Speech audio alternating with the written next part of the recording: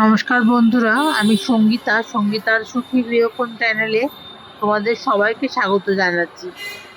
এখন সকালবেলা, good morning. আমি বেডরুম পরিষ্কার করছি। আজকে বিছনার চাদরটা চেঞ্জ করার ইচ্ছে রয়েছে। মশারিটা প্রথমে তুলে নিলাম, বালিশের কভার গুলো খুলে দিলাম, তারপর আমি বিছনাটা চাদরটা চেঞ্জ করে নেব। আমি মোটামুটি 3-4 দিন পর পর চাদর চেঞ্জ করি। তো এটা বেশি দিন হয়নি, সম্ভবত পরশু দিন পেতেছিলাম, তারপর এটা আজকে আবার চেঞ্জ করে নিচ্ছি। সাদা চাদর আমার খুব ভালো লাগে, কিন্তু বড্ড ময়লা হয়ে যায়, সেটাও একটা নেগেটিভ দিক চাদরের, সাদা চাদরের আর কি। বালিশের কভার গুলো আবার পরিয়ে নিচ্ছি।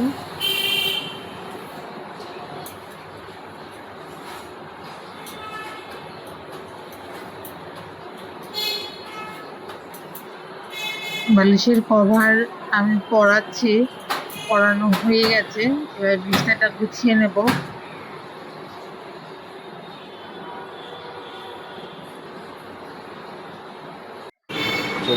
এবার দেখো, আমি সকালের বাসি কাজ সেরে ব্রেকফাস্ট করে চান পুজো করে চলে এসেছি তরকারি বন্ধুরা কাটতে। আজকে বানাবো দেখো, মিক্সড আমি ফ্রাইড জল রাইস বসিয়ে আর দিয়েছি চিকেন গরম কারি। করতে, ফুটছে মিক্সড আর ফ্রাইড কি। রাইসের জন্য তার আমি মধ্যে জল একটু চাপিয়ে ঘি দিয়েছি দিয়েছি, ভাতটা একটু হবার জন্য, লবণ জলে দিয়েছি, একটু আর ভিনিগার একটু ভিনিগার আর দিয়েছি একটু 2 ঘি চামচ দিয়েছি মতো, আর নুন দিয়েছি। যাতে ভাতটা ঝরঝরা ভিনিগার সাদা মতো ভাতটাকে হয়। ঘিতে ভাতটা সাদাটে করবে, ঝরঝরে হবে, আর ঘি আর ভাতটাকে তোমার ঝরঝরে করবে। ভিনিগারে ভাতটা একটু দিয়ে সাদাটে মতো দিয়েছি। হবে।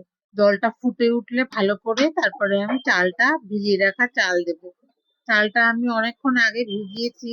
আমি চান পুজো করার আগে চাল ভিজিয়ে রেখে গেছিলাম, প্রায় 1 থেকে ঘন্টা 1.5 তো ওটা হবেই ছেড়ে দিচ্ছি। ভিজানো রয়েছে। কড়াইতে একটু তেল দিয়ে আমি গাজর দিলাম। গাজরগুলো একটু মোটা মোটা করে এদিকে কেটেছি, আবার ফোকাস করছি, কেননা জলটা ফুটে গাজর উঠেছে। একবার যদি ঝিরিঝিরি করে কাটি তাহলে পরে গাজরগুলো ঘেটে আলু ভাজার মতো হয়ে যায় বলে আমি গাজরটা একটু মোটা করে কেটেছি। ওদিকে জল ফুটে গেছে, জলের ফ্রাইড রাইসের চালটা দিয়ে দিলাম। গাজরটা চালটা এদিকে দিয়ে একটু দিলাম, ভাজা ভাজা ভাতটা করে এবার নিচ্ছি। কড়াইটা এদিকে গ্যাসে শিফট এভাবেই করিয়ে দেখাচ্ছি। দিয়েছি, যাতে আমার ক্যামেরা করতে সুবিধে হয়। ওদিকে ভাতও মনে হয় হয়ে ভাত এলো। ফুটতে আরম্ভ একবার করেছে, চেক করে নেব ভাতটা হয়েছে নাকি। ডিমগুলো ছেড়ে দিচ্ছি। আর তার আগে একটু বিন, যেটা গাজরটা ভাজা ঘি আর দিয়ে দিচ্ছি 80% এর ভাজা মধ্যে। হওয়ার পর বিনটা দিয়ে দিলাম।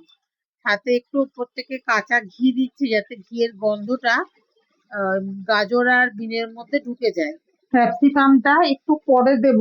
একটু কাঁচা ঘি দিচ্ছি। যারা কম করে ঘি তেল খাও, তারা কিন্তু এইভাবে করতে পারো, তাতে ঘিটা একটু কম লাগে। এটা কোনো অথেন্টিক প্রসেস ভাতটা না। হয়ে গেছে। তোমরা এটা আমার স্টাইলে, আমার ফ্যামিলি যেভাবে ভালো খায় আমি সেভাবেই করেছি।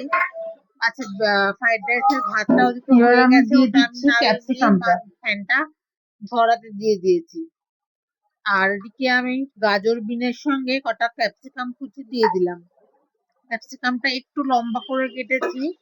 ক্যাপসিকাম কুচি দিয়ে একটু ভাজা ভাজা করে নেব। গাজরটা সেদ্ধ হয়ে গেলে আমি গ্যাসটা বন্ধ করে ওগুলো তুলে নিচ্ছি বাটিতে। একটা বাটির মধ্যে আমি সব তুলে তুলে ওখানে মিক্স করব। দেখো, আমি কাজু কিশমিশ দিয়েছি কয়েকটা। কাজু কিশমিশটাও ভাজা হয়ে গেছে, আমি তুলে নিচ্ছি।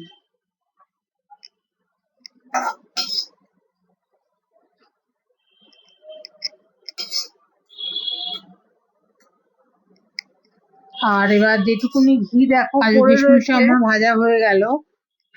এবার আমি, যেহেতু মিক্সড ফ্রাইড রাইস করব, দিয়ে দেবো, আর সেহেতু এক্সট্রা এর করে তেল মধ্যে আমি দিচ্ছি না। ডিম দিচ্ছি।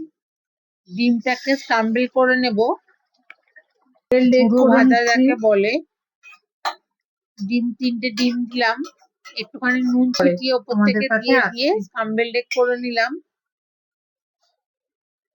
তেল ডিমের গরম ঝুড়ি হয়ে ভাজা গেছে, চিংড়ি মাছটা দিয়ে দিলাম। করার পর আমি কড়াইতে ছোট ছোট চিংড়ি মাছ, কুচো চিংড়ি যেটাকে বলা হয়, ওই কুচো চিংড়ি পুরো তেলের উপরে ছেড়ে নাড়াচাড়া করে নিচ্ছি, ভাজা মতো করে নিচ্ছি। এবার আরেকটা কড়াইতে আমি সাফিসিয়েন্ট তেল তেল দিয়ে গরম দিলাম। হয়ে যাওয়াতে তার আমি মধ্যে আগে আগে থেকে থেকে ম্যারিনেট ম্যারিনেট করা করে রাখা মাংসটা আমি মাংসটা দিয়ে দিলাম। কিছু অন্য এর কোনো মধ্যে কিছু দিয়ে ফোড়ন দিলাম। আজকে আর দিলাম না, আজকে শুধু ম্যারিনেট করা মাংস। ম্যারিনেশনের মধ্যে রয়েছে একটু সর্ষের তেল, একটু ভিনিগার, আর হচ্ছে তোমার ধনে গুঁড়ো, ওদিকে পেঁয়াজ, রসুন, আদা লঙ্কা বাটা, এই আর কাশ্মীরি লঙ্কা, হলুদ, এগুলো দিয়ে ম্যারিনেট করে রেখে দিলাম। সেটা আমি কড়াইতে একেবারে তেল গরম করে ঢেলে দিলাম। মাংসটা ওদিকে কষছে আর এদিকে আমি মাংসের আলুটা ভেজে নিচ্ছি। আর তোমরা যারা নিয়মিত আমাকে ফলো করছো তারা জানো আমি একটু তরকারির আলু লাল লাল করেই ভাজি। সেই জন্য তোমরা প্লিজ কেউ কোনো কমেন্ট করো না। আমি লাল করে আলুগুলো ভেজে নিচ্ছি, ভেজে মাংসের সাথে অ্যাড করে কষাতে থাকবো। আলুটা ভাজা হয়ে গেছে, আমি আলুগুলো তুলে মাংসের কড়াইতে শিফট করাচ্ছি। আর এবার একসঙ্গে আমি পুরো মাংস আলু কষে জল দেব।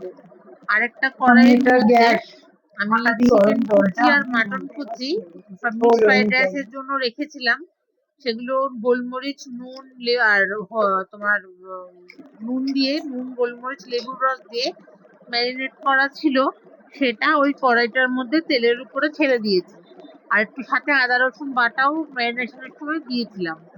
এদিকে মাংসতে আমি যতটা জল দেবো, জল দিয়ে দিয়েছি।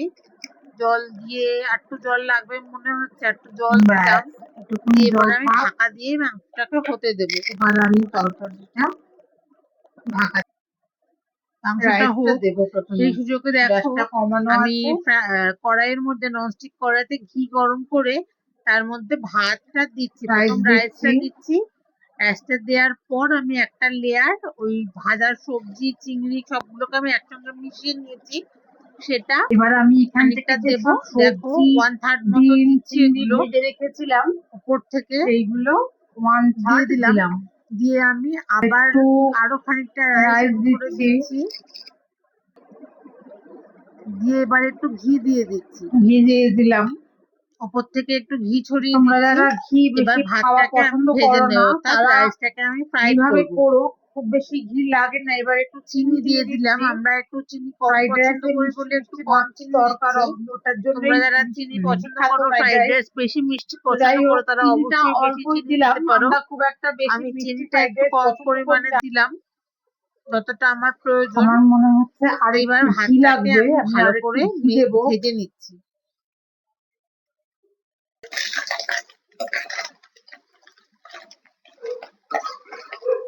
ভালো করে ভাতটাকে ভেজে নিচ্ছি। ওদিকে আমার চিকেন ডান হয়ে গেছে, দেখো হয়ে গেছে। এদিকে আমার ভাত হয়ে গেছে, আজকে রেডি।